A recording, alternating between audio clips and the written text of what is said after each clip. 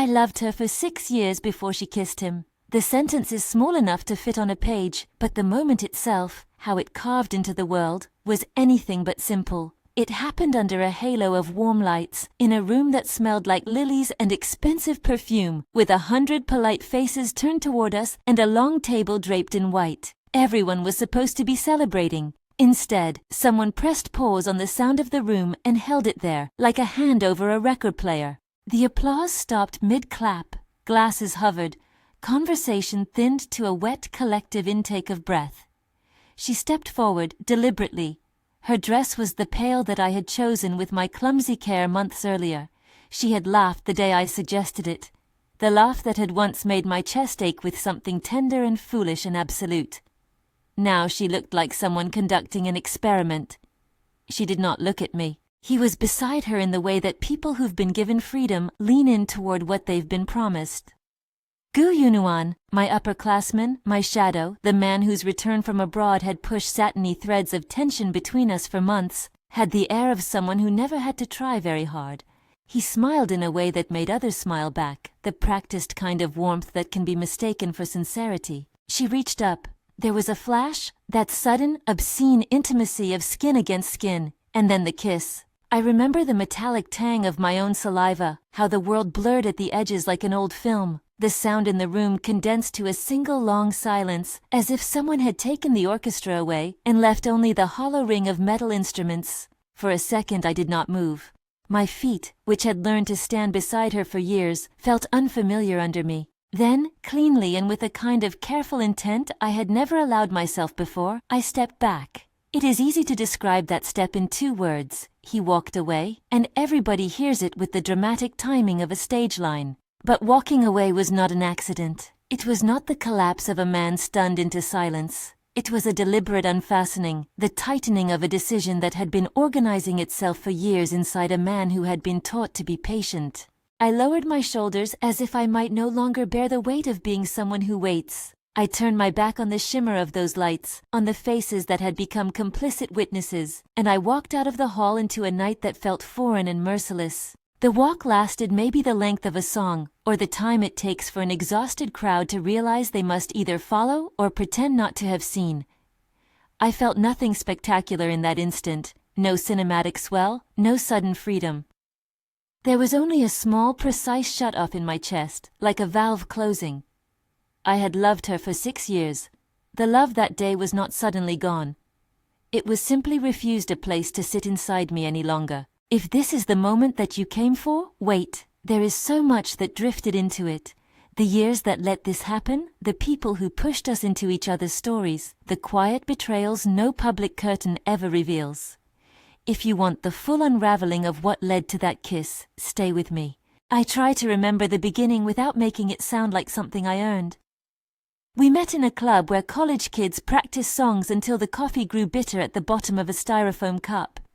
She was sitting on the edge of a stage and reading something with a brow nodded so slightly that I thought it must be a bad joke. She had the sort of reserve that made everyone else mistake her for unapproachable. I thought that was noble, and I thought nobility could be a doorway. At the time, Gu Yunuan was that senior who had already been kissed by opportunities. He bowed when the professor asked him a question and left the auditorium smelling faintly of duty and travel. People followed him because he seemed to know the good parts of life, how to order the right glass of wine, which internships led to better futures. That summer he left on an exchange, and when he returned months later with a bag that smelled of a foreign city and a smile that worked like a practiced key, something shifted in the room and in her. She smiled differently around him, as if certain corners of herself that had been folded away were suddenly being smoothed open. I am not a man of gifts. I will admit that freely. I am the kind of person who demonstrates feeling by doing, which is not the same as being good at it. I learned to play the guitar badly so I could sing at her thinking place. I stayed up all night composing letters that tried to be more eloquent than I felt. I would collect small useless things she mentioned, an herb tea she liked, a battered paperback she admired in passing, and present them with a nervous ceremony that made her laugh. Once, because she had a habit of tucking away bracelets until she forgot which ones belonged to whom, I bought a cheap chain and a bead and made her a bracelet that was obvious and clumsy and entirely mine. She pretended to be amused and wore it for a month, and it smelled faintly of my laundry and of the stage lights where we had first met. People teased me. Friends called me sincere in a way that suggested both pity and admiration. Her roommate, the sort of person who has made sharp observations into an art, said once, "You're ridiculous, but he's persistent." Ridiculous felt like a safer word than hopeless until it didn't. Little embarrassments piled like small pebbles. The time I saved pocket money for 2 months to buy her a proper winter coat and brought it to her dorm in a paper bag. The way I sat in the back row while she gave presentations and pretended I had not written the indexes to half her research. Her gratitude was steady, not effusive, and that steadiness was what I took for truth. When she accepted my hand in the middle of our 4th winter, accepting me as someone to walk beside, validation did not explode inside me so much as rearrange itself. 6 years stretched ahead like a map already drawn with the places we would go. I learned what it meant to be the person waiting for someone else's soft nod. It would be dishonest to say she was untouched by affection. She was in a way paradoxically generous, careful in ways that sometimes hurt. She would send notes in the morning reminding me of things, and she would show up at my small shows when she could, smiling like it was effort to be there. There were evenings when she would make me pretend we were both students again and dance awkwardly in my apartment kitchen. But she also had other loyalties. A series of commitments to projects, to mentors, to a past that sometimes used up her attention like a fuel. Those loyalties hardened around her, became not blockades, but moats of routine. Over time, I mistook her focus for virtue. I mistook the way she denied herself for evidence that she would choose me if given the chance. Then Gu Yunuan returned. He came back exactly like a rumor you wish didn't have truth to it. Tidy, luminous, a little dangerous because of the ease with which he could exert himself.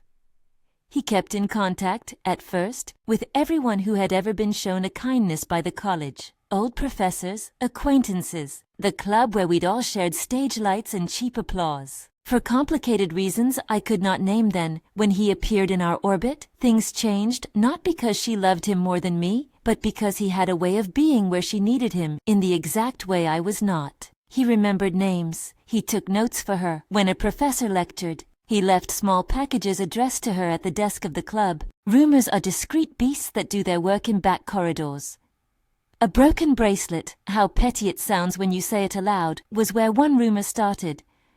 We were at a rehearsal a week before a competition, and she was moving her hands as she spoke, and the bracelet she had been wearing, the one I had made and she had forgotten in a drawer, had snapped, beads scattering across the floor like a spilled answer. She crouched and collected the beads with her fingers, and someone, Gu Yunuan, or perhaps another friend, swept a bead up and grinned the way smug people do. Later, in a huddle that felt like conspirators whispering without consent, I was handed a receipt for a repair.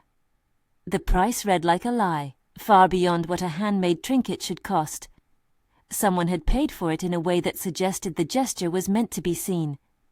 Then a vial went missing. This is where things become clinical, but I will be careful. It was nothing exotic. It was a small bottle of a prescribed medicine, one that had, for reasons that will matter later, been given to the club's director on account of a temporary condition. Medicine lost becomes a symbol of carelessness, and carelessness when it touches the people you love becomes very easily interpreted as malice. I do not have the taste for paranoia. I do, however, have the tendency to focus on details until they become loud. The missing medicine arrived in whispers. Did you see who had it last? It was on the shelf, and then it wasn't. The director's feverish appointment, the way her voice slurred around certain words, all of it was used, with the finesse of a practiced hand, to create a story in which those around us were incompetent, and those who had the means were quietly heroic. Accidents followed, a misstep on a wet stair, a small scuffle in a hallway, a purse left open, drugs slipped into an office, petty crimes that, collected, began to look like a pattern. The bracelet repair receipt acted like a breadcrumb, leading sensibilities toward Gu Yunuan. On paper, he was always the easiest suspect, a man with money, a man who had returned with connections. On paper, he was also someone who could make an appearance and then be gone, leaving behind the ripples. I did not argue. That word, argue, sounds too violent for what I actually practiced. Instead, I kept a silence that felt like diplomacy. I believed that love was a place to be stoic. The more the world murmured, the quieter I became, as if in the hope that my silence would act like a shield. At the time, restraint was a virtue I wore like armor. My family, who had come to expect the gentle, enduring sort of love story I tried to deliver, began to fret. My mother dropped hints about timing and a proper match, as if our private decision were a matter of public architecture. The company where my father had some sway, a slow gliding presence in our lives known sometimes as Goo Group, wound itself around our relationship with the subtlety of ivy. People with influence write invitations differently. They seat friends in ways that suggest alliances. They lobby quietly. They also whispered in that way that people of certain classes whisper about reputation. So the wedding talk accelerated, not from romance, but from pressure. It arrived dressed as preparations, an economy of details that made love seem like logistics. Venue options, guest lists, whom to invite, who might negotiate better terms with certain law firms later. Practicality smoothed into ceremony, until what had once felt like a joint decision became a pile of expectations arranged around a center that had stopped being mine alone.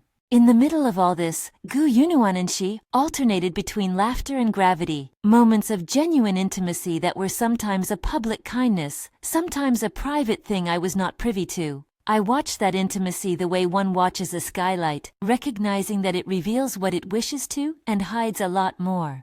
I collected tokens like a poor archivist, letters, many of them awkward and earnest, folded at the edges and kept in a shoebox, each one a map of a year we had navigated together. She kept them in a drawer I had never opened without being invited. Once, months into our engagement, I found a torn letter under the mattress. It looked like a paper that had been roughly handled and then abandoned. I smoothed it, realigned the rip, and turned the words into stories. A phrase cut away as if by accident, a sentence missing where perhaps an I love you should have been. The torn letter became in my mind both an accusation and a plea. I taped it together with patience and the hopelessness of a musician tuning an instrument that refuses to stay in key. There were late-night calls I did not answer. I considered it a small loyalty to myself to not eavesdrop by reading her messages. It was not courage, it was an exhaustion with the idea that knowledge would save anything. The knowledge I gained instead came from the corners. The photograph someone uploaded unthinkingly to a social feed, the way a friend at a bar mentioned seeing the two of them at a balcony, the little things that began to look like a pattern when someone else arranged them for you. People like to ask, after the fact, whether you had any warning. The truth is, I had all the warnings, written in small, polite handwriting, each one of them a gift I didn't understand how to unwrap. Instead of making a scene then, I made plans. I bought a ring with hands that trembled but did not falter. I rehearsed the words I would say, the polite little vows that would sound like promises but were armor for me. 2 weeks before the wedding, there was a minor scandal in a paper I thought forgettable. A piece about mismanagement at the university had a line about influential guests who had arranged for certain privileges. My name was not on the article, hers was not either. Gu Yunuan's was. The article read like background noise until a friend, feeling sorry, whispered that certain corridors were already choosing sides. The rumor mill, which is a great engine of progress in small towns and big companies alike, started to push the idea that the wedding ought to be about more than 2 people. It ought to be a consolidation. And so the day drew closer. Invitations were sent. The dress I'd chosen was discussed with professional opinions attached. The veil was measured, the flowers ordered. My hands did the work of a man making a home for something that might not want to live there. The rehearsal dinner was meant to be an easy hour. Wine, polite toasts, old professors making sentimental remarks. People laughed. Someone aunt-like made a joke about how I would finally stop being eternally smitten. I remember the way my palms sweated on a napkin and how my throat tasted like the beginning of something I couldn't yet name. The crowd at the rehearsal dinner thinned into a line of people who were more interested in seating charts than in human size. I leaned over to tell her something ridiculous about a chord progression in the song I had planned to play. and she smiled, but it was the sort of smile that acknowledges without looking. Gu Yunuan was at her side. The room hummed. It was at that moment, the air between them light, the kind of light that makes the smallest gestures look like declarations, that she reached for him. There was no clumsy stumble, no accidental brush. She stepped forward with her body saying something that her voice would not. People look for motives in a kiss. They ask whether it was revenge, a mistake, an impulsive surrender to years of complicated friendship.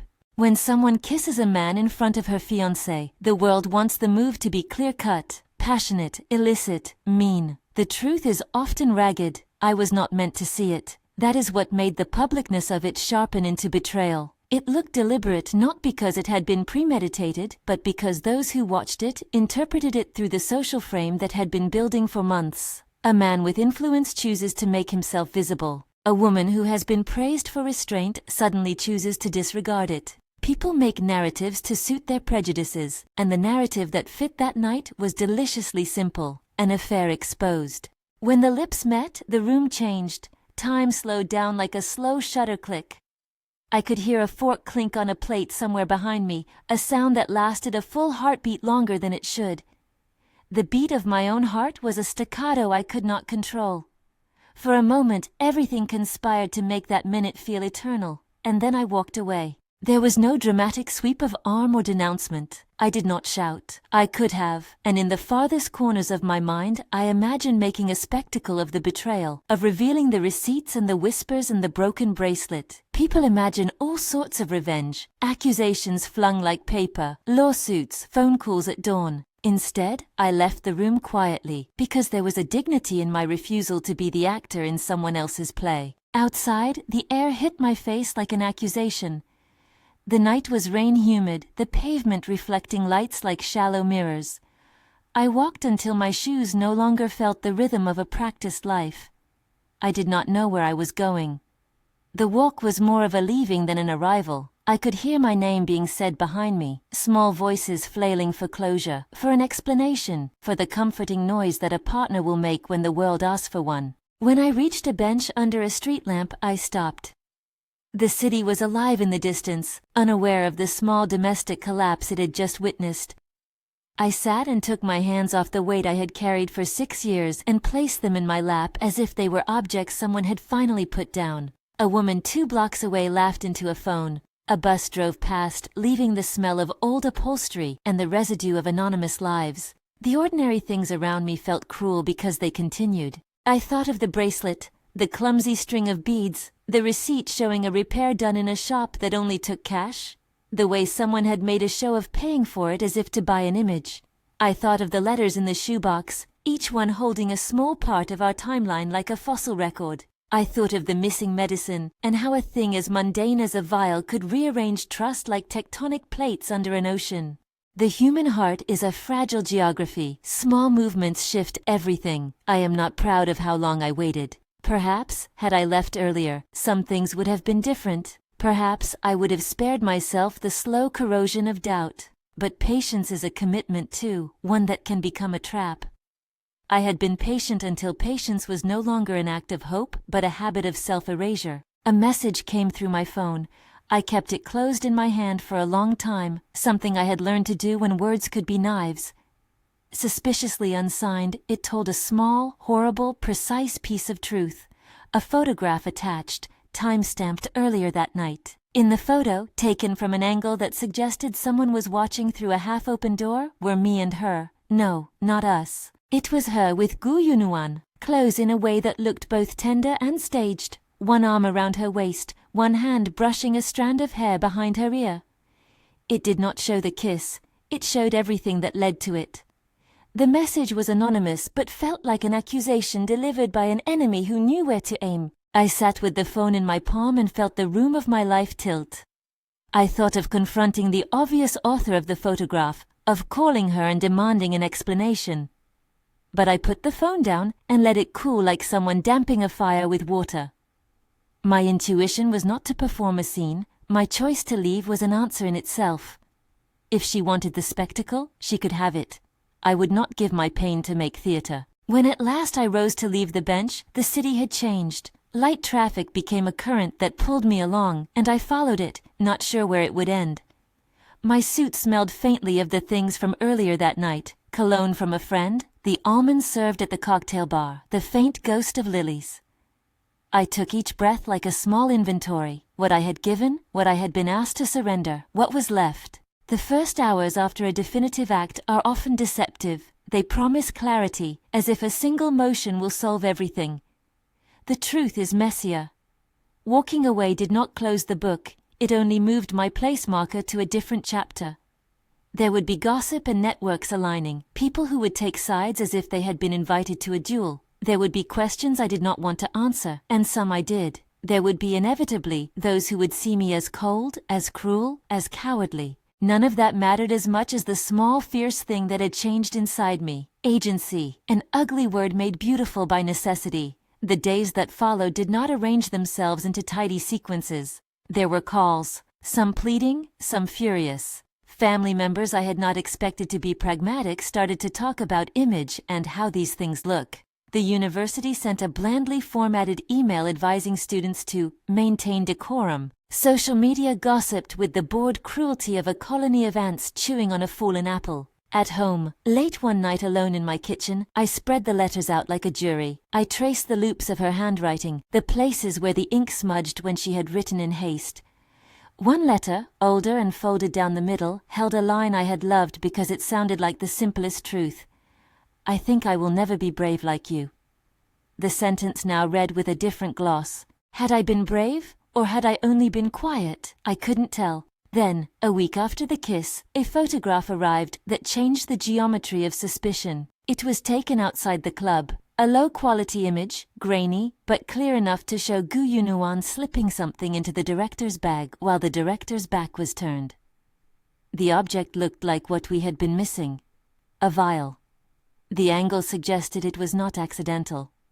The caption on the message read, "Proof. When you collect truths, you do not always find the whole of them. You find parts that, when stitched together, form a pattern that can be convincing and still be false." I was learning to distrust the comforting clarity of evidence. People with motives can stage a scene as easily as they stage a wedding. Someone, I do not know who, left an envelope at my door that night. Inside was the repaired bracelet, placed neatly in its tiny box with the repair receipt tucked beneath like a bookmark. There was no signature. The receipt, when I unfolded it, a small meticulous thing, had a note in an unfamiliar hand: "For clarity." It felt like a dare. I cannot tell you how many times I examined that receipt. In the margins of my life, receipts gather like small bones of truth. This one had a stamp from a private jewelry place downtown, a place known for exquisite work and discreet transactions. The price on it read like a faux apology. Who had paid for it? Why leave it at my door? The note did not make the question less sharp.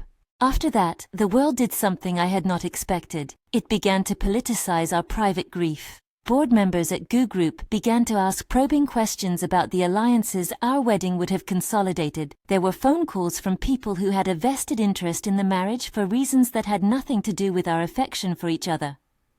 Image, they said, in tones that suggested image was a commodity. Reputation, they meant. Rumors hardened into accusations.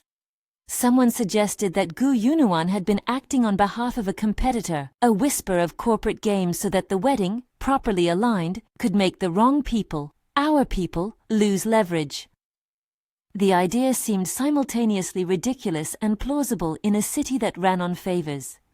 People wrapped personal betrayal in the language of business, as if hearts were merely portfolios. I could have used the language of business myself. I could have asked for evidence, for witnesses, for receipts beyond the one that seemed to have been planted like a breadcrumb. I could have taken the receipts and made a show of exposing the plot, of dragging the scene into daylight. Instead, I found that the act of walking away had refined within me a new desire, not a desire for vengeance, but for clarity on my own terms. So I began to collect methodically. I watched the security footage from the club, asking for permission like someone asking to see the past performed again. The cameras were temperamental, often catching only partial sequences, but they were also a sort of truth-teller if one was willing to be patient. On a night weeks before the kiss, there was a clip of Gu Yunuan speaking with the director in a corner, almost conspiratorial. In the seconds after, he slipped something small into his jacket and walked out of the frame as if nothing had happened. I replayed the footage until my eyes hurt. The new evidence made me careful, not triumphant. It reminded me that the world is full of players whose motives are hidden under the pretense of ease. It also reminded me of my own failure to be more than a spectator in my life. There were other things I began to notice. The way certain friends hovered at the edges of gatherings with expressions that suggested they had bet on outcomes, the way invitations were adjusted to suit a narrative. Most damagingly, I learned how easy it is for people to accept a tidy scandal without wanting to know the messier story beneath it. People liked narratives with simple villains and heroes. They did not mind when a few details were arranged to make the story more palatable. And in the center of this, like a painful jewel, was her face, sometimes flinty, sometimes untouched, sometimes so tender I believed I had once been the country that cultivated that tenderness. Sometimes she was inscrutable in a way that made my questions look petty. Other times she looked like the lady I had loved, careful, self-denying, not entirely unkind. There is an element of cruelty in reducing a person to a single action. I could not of course say I had not done it in the early hours of my anger. Eventually, someone said the word we all feared, betrayal. The word tore at the edge of everything and made the legalities smell of coffee left to congeal. Police discussions passed along like office gossip were framed in terms of evidence and intent. Lawyers began to orbit, casting the affair as something with stakes beyond personal romance. The wedding, once a private contract between two hearts, had become a matter for factions. And yet, and this is the stubborn human part of the story, I kept returning to the moment itself, to the private geometry of why she had kissed him. It was not entirely a puzzle of motives I can present as bullet points. Human beings are complicated. Love is porous and sometimes strange. There are parts of her I adored because they were always willing to be disciplined, to do the hard things that reserved people do. There are also parts of her I did not know, the way she let someone in, the small acts of collusion that may, with hindsight, change everything. For the sake of not entirely losing myself in speculation, I did one practical thing. I requested access to the club's ledger and guest list for the months leading up to the kiss. When you put your attention on fact, you often find things that are not picturesque but are telling. The ledger had entries for purchases, gifts, repairs, payments made in cash. One name appeared on the column as someone who had paid cash for repairs more than once, Gu Yunuan. The ledger confirmed what the photograph implied, but not what it meant. Knowing the facts did not alleviate the pain, it complicated it. If he had been paying pockets of money to smooth things, why? Was it penitence or purchase? Was he protecting her, or buying an image? I was building a case in the dark, and casework is different from truth. Weeks after I walked away, late one night as rain pinned the city into quiet, there was a small, curious package slid under my apartment door. Inside, wrapped in tissue, lay a pill bottle, empty, and a single folded page. The page had words written in a hurried hand. If you want the truth, look where people think no one is looking. No signature, no more clues. It was in that moment, kneeling on the cold floor of my kitchen with a pill bottle in my hands and the rain making slow music on the window, that I understood how much of my life had been performed for me. The kiss had been both an ending and a summons. Walking away had not been the end of my story. Walking away had been a first act in a play I had not chosen to star in. My phone buzzed. A headline flashed across my screen. Groom leaves wedding after fiancé's kiss with upperclassman. The phrasing was at once banal and extreme, filing our private pain into a form that was digestible for strangers. I closed the phone and put it face down. The world was ready to tell a version of this story for the sake of headlines. I was still practicing how to tell mine. It is here, the place where the public humiliation meets the private insistence on truth, that the story becomes dangerous. People like answers. They like to assign blame. They like to believe that once blame is assigned, everything will reorder beside it like obedient library books. But real life resists tidy shelving. So I began assembling, not like a man seeking immediate retribution, but like someone trying to build a map. The map would have the bracelet in one corner, the letters in another, the pill bottle tucked near places I hadn't wanted to look. It would mark the names of witnesses, the times of purchases, the moments when small things had become big. It would also mark the place where, on a night lit like a stage, my fiancé chose to kiss another man. That kiss altered my axis. The walkaway was the first movement toward a gravity that felt governed by a new law, one not owned by anyone else. The rest of the story would be negotiations, with truth, with consequences, with the people who had decided long ago whether they were going to help or harm. There are things that are not yet resolved. The bracelet sits in my apartment in a small box, its beads mended but carrying the ghost of their scatter. The letters are still in the shoebox, and I keep thinking there is something in them I haven't seen. Gu Yunuan continues to move through the world with the same practiced charm that makes people mistake his pretense for sincerity. The anonymous messages and photographs arrive like challenges more than evidence, and each one complicates a narrative I want to be simple, but is not. The night I walked away, I did not imagine the legal calls, the family curses, the sympathetic looks, or the sharp ones. I did not imagine the way strangers would decide the shape of my grief. But walking away changed the geometry of what I would accept. Not because I had chosen a better life at the moment, I was exhausted and angry and winter hollow inside, but because something inside me had remembered that love is not a contract forced on silence. The world wanted a spectacle that night. Someone delivered one. I refused to participate in a second. When I finally returned to the apartment, there was a message on the table under a single lamp. It was not from her. It was from Muku, the woman who had looked after the club's comatose elder director years ago, a caretaker with a heart like a slow drum. She had been there through accidents and appointments, and she had a way of seeing things that were inconvenient to others. Her note said simply, "Don't trust pictures alone. People arrange rooms and faces. Look for what they hid." The instruction was not comforting. It was practical. It was, in a way, the only sane thing anyone had said to me in weeks. So I began to look. I began with the ledger and the films and the receipts. I began to ask small questions in small voices, the careful voice of someone who knows accusations will be met with defenses. I asked friends for the raw footage of rehearsals. I asked a quiet lawyer to review the photo's metadata. I traced a route for Gu Yunuan on the night of the alleged theft, and found a timestamp that placed him within the vicinity of the director's office at the time the vial had gone missing. Pieces fit like a reassembled vase that will never be seamless, but fit they did. And when they fit the way evidence sometimes does, a curious thing happens. You feel less like a victim and more like a person in a story that one can influence. But evidence is not the same as truth, and truth is not the same as redemption.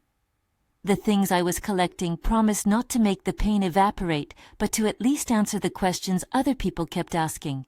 I had by then one guiding principle. I would not perform my shame for others. I would not let my sorrow be used as an instrument in someone else's game. Walking away was an act. What came next had to be another. Standing up, gathering facts, and refusing to be gaslit by spectacle. There is a moment, in stories like these, where the math of motive becomes visible, and the map you've been building starts to show a path forward. I felt that moment trembling on the edge of my life. I did not have everything yet. The funeral that certain people hinted would become necessary had not been held. The director was still alive but fragile. The hospital rooms of our lives hummed softly like machines. The legal talk was warming up.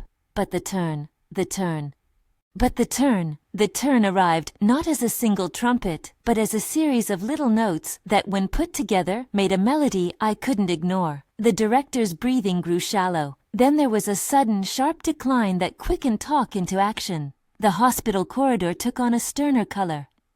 People who had spoken in half-jokes now spoke in careful syllables. I was no longer merely a spectator in a drama. I was a man whose name had begun to be used as a pawn in conversations about loyalty and public face. The director's condition was complicated in ways I am neither a doctor nor a detective enough to explain. What I know is the effect it had. Those around us drew inward, their faces folding into expressions that read like accounting ledgers. The missing vial, our small, suspicious object, suddenly became central, and not as a prop. It meant someone had interfered with care, and in a city that values reputation, interference is a crime that announces itself in polite whispers at dinner tables. I moved with the same careful determination I had exercised when I first tried to be more than someone who waited. I wanted answers, not for the audience, but for myself. The ledger, the footage, the unsigned notes. They were all pieces of a puzzle that no longer felt like something I could leave spread across my living room table. I hired quietly a man who understood cameras and timestamps, someone with a patience bordering on obsession. He pulled the raw file of the club's CCTV and handed me a sequence that was grainy and stubbornly indecisive until, in a fragment of 30 seconds, everything I had suspected lined up like a pattern on a loom. Gu Yunuan was on the footage the night the medicine went missing. He spoke with the director in a corner of the club where the cameras caught shadows and soft laughter. He moved a hand toward a small leather bag, and in the flicker of lights, slipped something inside his jacket. He did it with the same smooth casualness that had made women at parties decide he was safe to tell secrets to. He walked from frame to frame as if he had rehearsed the step. Having footage felt like an act of theft for me. I was taking something from a private life in order to assemble a truth in public. When I sat with the clip on my laptop, the city around me humbly continued its small chorus. Motors, distant televisions, the sleep of those who were untouched. I felt guilty, and at the same time, less like a man being acted upon. I took the footage to the police. The officers who received it had the same two register faces I'd been seeing for weeks. Those who are either genuinely horrified or very skilled at pretending to be. The first question they asked was practical. Motive. Money, they suggested, or status. I told them what I had. Receipts, the ledger, the pill bottle that had been left on my doorstep, the anonymous messages. They entered the items into evidence with a bureaucratic solemnity. There were interviews, statements, the kind of paper that makes domestic tragedies legible to people who don't yet care. Gu Yunuan, when called in for questioning, smiled the same way he smiled in every cramped video clip where he looked harmless and luminous. His voice was smooth, layered over a charm that could be dangerous because of how easily people wanted to believe it. He denied wrongdoing. He framed his presence near the director as concern, as generosity. He had been helping with errands, he said, and there were receipts for medicinal purchases that he presented almost like a shield. The receipts had his name on them. They were clean, convertible evidence, until they were not. The more the police looked, the more some of those receipts peeled away like old wallpaper to reveal patches of handwriting that had been altered or numbers changed in places where arithmetic ought to be honest. Meanwhile, the director's condition took an even darker arc. One morning, a nurse's voice on the ward said words that felt like a punch. "She's not waking up." The hospital moved from treatment to dispute in a matter of hours. Questions were asked about who had access to what supply, about cameras in the back rooms, about authorized personnel. The director's family was gentle on the surface. People who had been taught to hold grief like a jewel, but there were another set of quieter calls that sounded less like grief and more like calculation. They wanted someone to be responsible. Because of the footage and the ledger entries, the police had a case to open. Arrests began to be whispered as possibilities. Gu Yunuan found himself watched more closely in social circles that had once applauded him. Invitations dried up. The same people who had made his return into a small festival now found the cost of proximity to be too high. It is a strange thing to watch the world pivot away from someone whose smile had seemed like a currency. There is a distinct moral weather when a glittering figure is sent to re-examine their past. Then the director died. The word arrived in an early morning message that was momentless until I read it. Passed away. I remember the smallness of the phone screen and the vastness of the quiet that followed. Funerals are strange public instruments. They make grief into a schedule, a flow of people with printed cards. The director's funeral was scheduled with speed, as if to get in front of the news and keep control. Guests were chosen. Eulogies were prepared to the exact measure of rhetoric someone thought appropriate for a life that had become entangled in scandal. I went because there is a script for attendance at a funeral, and I had been part of the life where this woman had had a place. I sat in the second row, a place of modest respectability. Chu Chu Han sat near the front, silent-lipped, a face that had always been difficult to read. Her eyes were rimmed with red, but not raw. It was the kind of grief that looked contained because the person had been trained in containment. Gu Yunuan sat a row behind her, hands folded like somebody practicing piety. The room smelled like lilies and wax. Faces turned toward the casket, and then away, as if public mourning could be sustained only in measured doses. I listened to the priest, someone who had been asked to perform a ritual, and who would speak words that both comforted and smoothed the edges of the facts people wanted to forget. They were the necessary rhetorical gestures about a life well lived, about dedication and community. People cried, perfunctory and sincere in turns, and then the ritual moved forward. Condolences, handshakes, the slow procession to the graveside. At the graveside, things that had been murky began to take on sharper angles. A woman from the director's extended family, a cousin I had seen at formal dinners, pulled me aside and told me quietly that they planned to look into further legal action. They believed, she said, that negligence had been at play. I have rarely felt less comforted than I did in that moment. It is a curious thing to stand at a burial and simultaneously plan a prosecution. The two acts feel opposed, but in our society they often follow the same script. The funeral should have been the end of that line. That is how most stories bend toward closure. A person dies, there is a funeral, things decant, but stories with complicated people rarely end neatly. A week after the burial, there was a call from the hospital. Someone had noticed a sign that suggested the certification of death might have been premature. A small clerical error, the hospital said at first. Then their voice softened into concern. We are reviewing procedures. The news exploded in the way that dry brush catches flame. Accusations flew about incompetence and haste, about families trying to close cases before all questions were answered. The director's funeral, which was supposed to be a place to close things, became the stage for a new mystery. Was the death real? And if not, who benefited from a premature declaration? The investigation into the missing vial thickened into something that looked like a conspiracy. The police reassessed footage. They subpoenaed more records. People who had at first shrugged now spoke in hushed tones about accountability. It was during this swirl that I received a letter, handwritten and folded tight, its edges softened by the pressure of the writer's fingers.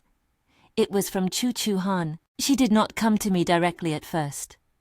The letter arrived at my apartment, slipped beneath my door on a rainy afternoon. I found it when the light was low. Her handwriting was the same as in the letters I had kept. Precise, economical, the loops of her G's neat. She wrote not to justify herself, but to explain, in a way that asked me to witness rather than to judge. She confessed to feeling trapped by expectations she had not known how to name. She told me that Gu Yunuan had been generous in public, and that she had accepted gestures because they felt, at the time, like relief. She did not claim innocence. She did not ask for my forgiveness. She asked that I not reduce her entirely to the one act in front of the hall, an act that had become the world's shorthand for what had been years of something else. The letter pierced me in complicated ways. Part of me wanted to read her admissions as either absolution or betrayal. Instead, I found a human who had been offered a choice in degrees and had chosen according to fears I was only now beginning to map. The letter did not change the fact of the kiss. It added texture, not exoneration. It made the case less easy to file away as villain and victim. Not long after the letter, I was attacked. I had been walking down a narrow street after meeting with an older lawyer who had offered to help on contingency. The night was thick with rain, and my coat stuck to my shoulders. A truck idled by the curb, its motor humming like a bored animal. I felt a hand at my back, and then pain, quick and metallic, and my knees hit the pavement in a clean surrender. It was a brief encounter, sharp, efficient, a glint of blade, a stunned scramble, and then the sound of someone running away into the rain. I lay there for a moment, hands pressed to a place where fabric had been stained, and the city did what it always did, it kept going. I was taken to the hospital, stitched, wrapped in sterile care. The wound was not life-threatening, it was an attempt to send a message. I do not know who sent it. There were rumors. People I don't fully trust who suggested Gu Yunuan's friends, or rival corporate factions who liked using private violence instead of courtrooms. The police took my statement with a procedural empathy that felt both comforting and inadequate. The attack placed me in that strange role of martyr and target at once. It made the story smell of danger. Muku came. She had a way of moving that made you think of steady drums and soft cloths. She sat at the end of my hospital bed and, without much fanfare, took my hand and said in the blunt way only caretakers can, "You are not the only one who has been hurt because people make games of life." Her words weren't offered as philosophy, but as observation, and they grounded me more than any grand plan could. She had been there for years, quietly, where others performed. Her loyalty had no need of applause. It was after I had been discharged and my stitches had started to scab that something unexpected came to light. For reasons that remain partly indefinido, either through a hospital audit or the conscientiousness of a nurse, the hospital released a statement. They were investigating the death certificate. An internal review revealed that the director had shown signs, at the very edge of thresholds, that suggested a residual vitality had been missed. Somehow, in the midst of a small bureaucratic dock, the declaration of death had been premature. Whether this was negligence, rush to resolution, or purposeful fraud remained to be seen. The news forced a pause everyone hated. The director's family reopened old wounds. The city buzzed with talk of malpractice. Lawyers prepared statements. People who had taken positions now adjusted their stances like people rearranging chairs on a ship. Then, in a way that made the whole city feel stunned with shame, a nurse from another hospital called the family. The director had been transferred without the family's full consent and was now alive, awake in a different ward and confused about names. She could speak, but her voice was thin as if it had been unused for years. She said a name that made my stomach drop. No, perhaps Fu? The name stung because I had heard it murmured in certain photographs, in conversations that had seemed to be about identity. The hospital staff were careful, hedging with professional caution, but the net tightened. The woman who had supposedly died was breathing in a different place, and she was saying names that suggested she had been in proximity to men whose identities had been more than casual acquaintances. The revelation cracked the narrative open. Funerals, I had learned, could be instruments of closure but also of erasure.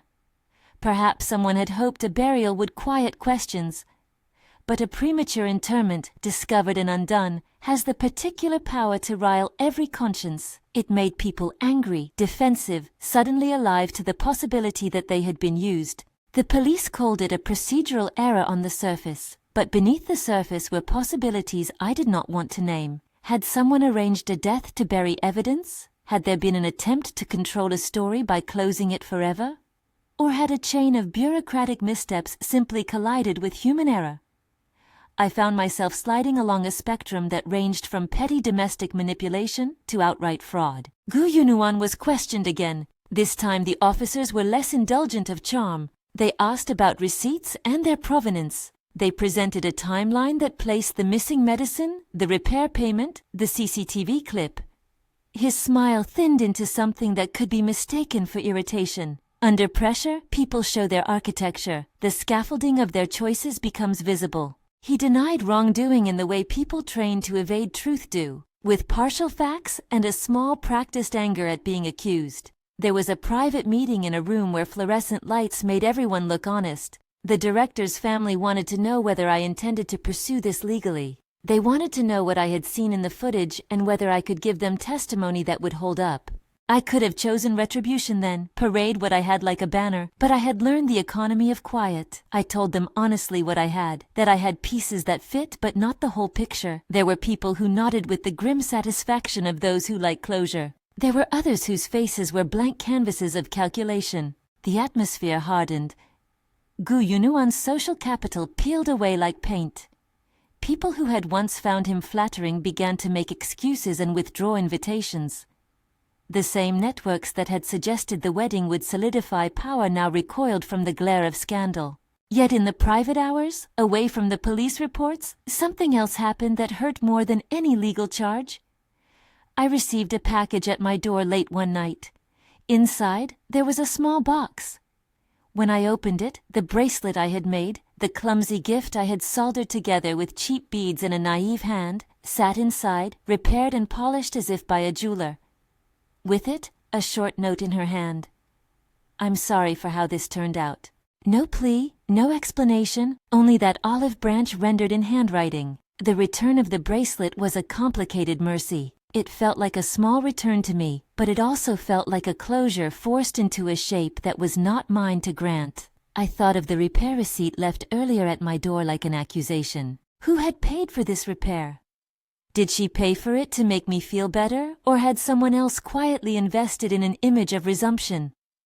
The ambiguity of the gesture made it both tender and suspect. As these things moved, I found myself less consumed with proofs and more with questions about what I would accept. The walk away had been my statement, neat and hard, But what I wanted in the aftermath was not simply to watch people tumble. I wanted clarity. I wanted to be more than a man used as moral grist by factions. Then, some days later, a file arrived. Anonymous, encrypted, and heavy with intent. It contained a voice recording and a set of documents. Emails, shipping receipts, and a ledger excerpt stamped with a corporate seal I recognized. One that suggested legitimate transactions between outside parties and the club's management. The voice on the recording was not Gu Yunuan's. Not exactly. It was lower, flatter, rehearsed. He spoke of arrangements and the optics, and used a corporate language that made my teeth ache. The documents were dry, methodical. They referenced transfers and promises of support if certain things went according to plan. The anonymous packet felt like someone sliding a loaded answer across a table. It suggested, if you wanted it, that the kiss, the repair receipts, even the missing medicine might have been parts of a strategy to make the director sympathetic or to position certain people as indispensable. It suggested a broader game where love had been drawn into the currency of influence. There were names on the documents, some I recognized, others that felt like placeholders in a bureaucracy that traded in favors. The packet did not give me a single villain, it made the conspiracy a public tableau.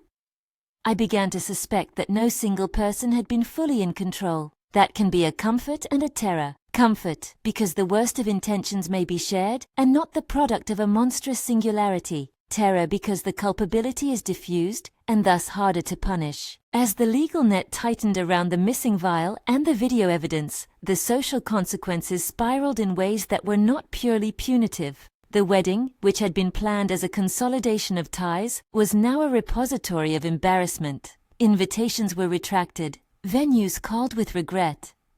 People who had once considered our union a strategic alignment now treated it as an error to be corrected by silence. And yet human tenderness persisted in odd corners.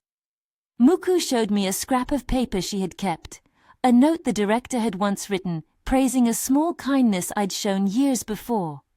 She said, with a bluntness that was almost affectionate, "People forget that kindness exists without press releases." Her loyalty was, in its own humble way, an argument against cynicism. The case moved forward. The police announced charges against an indefinido number of people for tampering with medical supplies and fraud. Gu Yunuan was detained on suspicion of handling unsecured medication and participating in a scheme to launder favors. The arrest made newspaper headlines that felt like a different kind of public shame than the kiss. It was less about intimacy, and more about the revelation that our private lives had been mined as political units. During the preliminary hearings, the media spun itself into familiar shapes. Commentary, speculation, the kind of breathless rhetorical gymnastics that turn complex human beings into caricatures. People who had known me socially sent notes of sympathy. Some were sincere. Others were strategic, a different strain of kindness that smelled faintly of investment. Chu Chu Han did not give testimony publicly. She did not come to the hearings in a way meant to be noticed. She sent instead a lawyer and later a letter delivered to the prosecutor's office with statements that were careful and legally trimmed. She spoke of confusion and coercion, of feeling pressured by men whose generosity had become a kind of debt. She said she had been frightened. The tone of the letter suggested a person trying to navigate the tidal pull of family expectations, personal fear, and public scrutiny. It was not a confession and not an apology I could easily accept. It was human and therefore incomplete. One day, after months of investigation and a set of hearings that felt like slow rain, Gu Yunuan's trial began in earnest. The courtroom had a color that felt like dull gold and beige. It smelled faintly of old paper. Witness after witness gave evidence. The ledger entries, the CCTV footage, receipts that had been traced and retraced for signs of forgery. The prosecution painted a picture of a man who had used small kindnesses as leverage. The defense argued the opposite, a man who had been misread and maligned. Watching the process, I felt less like a protagonist and more like a man forced into a role where his private heartbreak was a piece of evidentiary furniture. In the middle of the trial, there came a declaration that bent the plot into a shape I had not foreseen. The director, in her recovery, had provided a statement, clearer now in cognition, about the nights leading up to her decline. She remembered being given a supplement she believed would help her sleep. She remembered someone bringing it to her. She could not positively identify who had delivered it, but she said that the detail she remembered most was the tone of the person's voice, a casual, practiced warmth. The director's account was complicated and partial in the way of memory. It was not a smoking gun, but it was a piece people used to fit questions into. And then a new piece fell into place, a letter found in the back of an unlocked drawer in the club director's office, written in a hurried hand. The letter was a confession of sorts, an admission that someone had arranged events, not necessarily to kill, but to manipulate public sentiment. It named names with the tentative certainty of someone who wanted to unburden themselves. The name at the bottom was not Gu Yunuan's. It was someone else with ties to the Gu group, a person whose position in the company made the stakes of the wedding more than domestic. The letter suggested that a small group had conspired to engineer scenarios that would make certain alliances appear valuable. It had never meant for the director to die, the letter said. The writer had not anticipated the chain of human reactions. This letter complicated the case. It moved the story from a love triangle to a web of interests. It implicated people with a capacity to lean markets and marriages to their will. The courtroom smelled of paper, and a certain satisfaction that comes when secrets appear to be exposed. In the end, the trial produced mixed results. Some defendants were convicted of falsifying documents and tampering with medical supplies. Others were acquitted due to insufficient proof. Gu Yunuan received a sentence that felt measured by legal standards but incomplete morally. He was found guilty on counts related to document falsification and conspiracy, but the question of motive remained a labyrinth. The judge spoke of greed, of the corruption of public and private trust. The headlines shifted. The kiss returned to being a dramatic hook, while the legal verdict rattled underneath like an aftershock. Meanwhile, Chu Chu Han drifted as people like to drift when public scrutiny makes even staying in one place dangerous. She left town with a small bag and a promise to herself, I suspect, to learn what her life meant away from the scaffolding that had propped it. She wrote to me once more, in a letter that was less a plea than a document of self-examination. She told me she had been scared in ways she was only beginning to name. She did not ask for me to come with her. She asked only that I not think of her as a villain when I could not possibly see all of what had been arranged around her. Reading her words, I felt again the multiplicity of human beings, how one person can be a point on another's pain map and also an entirely separate atlas of suffering. I had loved her for 6 years. That history didn't vanish because the future had become disputed terrain. Love is messy and loyal and sometimes deluded. I did not want to be cruel in return. There came a day when Gu Yunuan served his sentence and then, in a modest release, tried to rebuild himself with small public gestures that felt both contrite and performative. He apologized on camera, his voice measured. People forgave him in increments and then withdrew their forgiveness like someone who had tested a food for poison. The social tides turned. Some people resumed their networks, others sheltered in a wary distance. I too began to change. The effect of being attacked and stitched, the slow grind of legal procedures, the public leaking of private letters, these things do not make you relish the world, but they do teach you a certain self-respect. I found in myself a new necessity for boundaries. I stopped attending gatherings I had once felt obliged to attend. I took off the suit that had been my uniform and kept the guitar in the corner, not to perform, but to remind me of an earlier life that still had some claim on me. The letters in the shoebox remained. Each one was a small fossil of time, an imprint of years. I read them sometimes, as people read the history of a city through its streets. I could see the man I had been, hopeful, clumsy, and delighted by the smallest reciprocations, laid out in looped ink. In one letter she had written, "You make me brave in small ways." That line had comforted me for years. It hurt to read it now because bravery has many faces, and I was learning mine. Then there was the matter of the bracelet. On a late autumn morning I walked to the river. The city that day wore itself like an old coat, practical and a little tired. I held the repaired bracelet in my hand. It had been polished and threaded back together.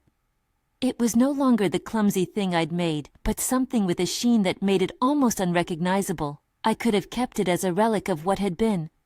I could have displayed it like a talisman, proof of an act of love. But keeping it felt like hoarding a wound.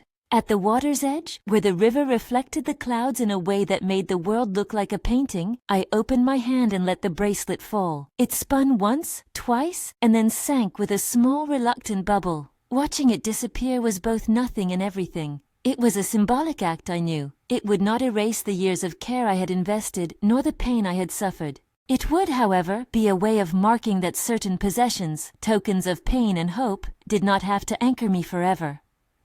After I walked away from the river, people asked in casual murmurs if I would ever forgive. There were those who thought reconciliation inevitable, others who liked a story where I became bitter and cold. The truth was less neat. Forgiveness, I came to understand, is not a gift you bestow on someone else as a reward. It is a practice you do for yourself if you choose. In my case, I accepted that forgiveness might be possible one day, on its own terms. It would not be a public spectacle. Months passed, and the club reopened with a quieter set of lights. The director, though alive, retired from public activity. Muku continued her work with a humility that did not ask for news cycles. The club's ledger prospered, and then slowed as people remembered how carefully the world could be rearranged when motives were unclear. I began teaching a small class of kids in the evenings, teenagers who wanted to learn guitar the way I had once longed to teach myself. The work was simple and unspectacular. It had nothing to do with weddings or trials, and everything to do with sound and patience. There was redemption in repetition. There was also a certain healing in producing something that belonged only to me and to those young hands. One late night, she came back. Not in a public ceremony, not on a camera, but in a letter folded and slipped into the mailbox of my small apartment where the lamplight pooled. She wrote of being away, of needing distance more than the reassurance of a tether. She wrote that she had thought often of the kiss, not as the thing that defined her, but as a symptom of the pressures she had been under. She apologized without theatrics. She did not ask me to return to her. She did not, importantly, say she had been deceived. She said she had been frightened, and that fear had made her behave in ways that did not suit her earlier promises. Her letter asked one thing: that I find a life that did not revolve around being defined by one other person's choices. It was not a plea. It was a permission for me to reclaim myself. Reading her words, I felt the old ache. But the ache was tempered by a knowledge. The man who had walked away that night was not identical to the man now reading a careful explanation. The seam between them had been stitched by trials. When I finally met her, months later, in a small cafe none of our old friends had likely visited, the conversation was quiet. She had a cup of tea she had learned to love while away, I had coffee. We spoke of things with a gentleness that the world had not afforded us when headlines were hungry. She said simply, "I made choices that were not always clean." I said, "So did I." We did not talk for very long. There was no grand absolution handed back and forth. There was, instead, an exchange that felt like two people acknowledging they had been imperfect, and that their lives were no longer required to fold into the others. The narrative that had been authored by strangers slowly unraveled. People continued to speak of the kiss with the variety only rumor-mongers can provide. But to those of us who had lived the reality, the event was a pivot point, a hinge on which our choices had swung. The walkaway mattered still. It had been the moment I refused to make my sorrow a public spectacle for others to exploit. It had been for me a turning toward a life that belonged to me again. There were legal settlements, of course, and corporate reshuffles that left some people feeling betrayed and others vindicated. The GU group restructured, and there were press releases that called for reforms in procurement and oversight. The language of officialdom is a kind of antiseptic. It cleans the stain without necessarily addressing the underlying rot. In private, though, there were smaller reckonings. I had friends who offered me new definitions of loyalty that were not predicated on sacrifice alone. I had mentors who suggested I step into responsibility in ways that did not simply mirror the patterns of waiting in my past. I learned that agency is not always a heroic sweeping gesture. Sometimes it is a sequence of small refusals to allow one's life to be edited by others. One night, years later, a young woman from the club, one of the students I taught, pulled out an old photograph from a shoebox she kept of our early performances. In it, we were all smaller in ways the camera loved. "You used to look like you believed in everything," she said, amused and kind. "What happened?" I smiled, and the answer was honest without being theatrical. I learned how much of life happens when you stop performing for other people and start living for yourself, I said. If this story has any moral, I suppose it is that human lives resist simple fables. People are not only heroes or villains, we are messy, we forgive, we do not forgive, we defend ourselves, we fail, we walk away. Walking away that night, after 6 years of patient devotion, after a public kiss that cut through everything, was my claim to agency. It was not a victory in the way narratives often demand. It was not a moral triumph with an applause sign blinking. It was a necessary difficult motion that reshaped my inner gravity. In the quiet that followed, I built a life not defined by spectacle but by small, steady things. Teaching a class, keeping a guitar in the corner, answering a phone call when a friend is lonely. I kept the letters I had written and read them like maps. I did not return the bracelet because it had dissolved in the river. I kept the memory of dropping it as if the act itself were a small kind of absolution. Sometimes people ask if I regret walking away. The answer is simple and complicated at once. I regret the pain, the months of suspicion, the hospital lights, the violence that left a scar on my side. I mourn the image of a future that was rearranged. But I do not regret rejecting the performance of being publicly broken for the delight of others.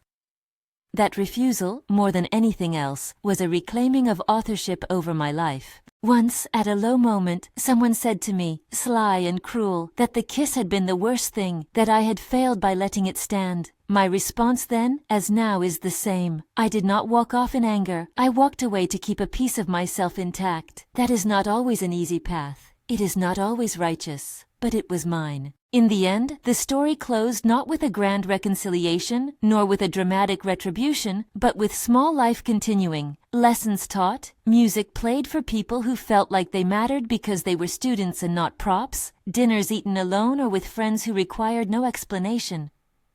Chu Chu Han moved on in a way that suited her. Gu Yunuan paid his dues. The director recovered in a way that made compassion possible without forgetting the harm done. If you came here because of the headline, that she kissed another man in front of me and that I walked away, then you have the moment that shocked the room. But if you stay for the rest, you'll see what followed. A messy, legal, human set of consequences and a slow, stubborn reclaiming of life. The walk away didn't make everything clear. It simply refused to let my grief be weaponized. If this story touched something in you, if you think of someone who might need to hear a voice about choosing agency over performance, share this. If you want more stories like this, of people who learn the hard way that leaving can be love too, subscribe and we will meet again.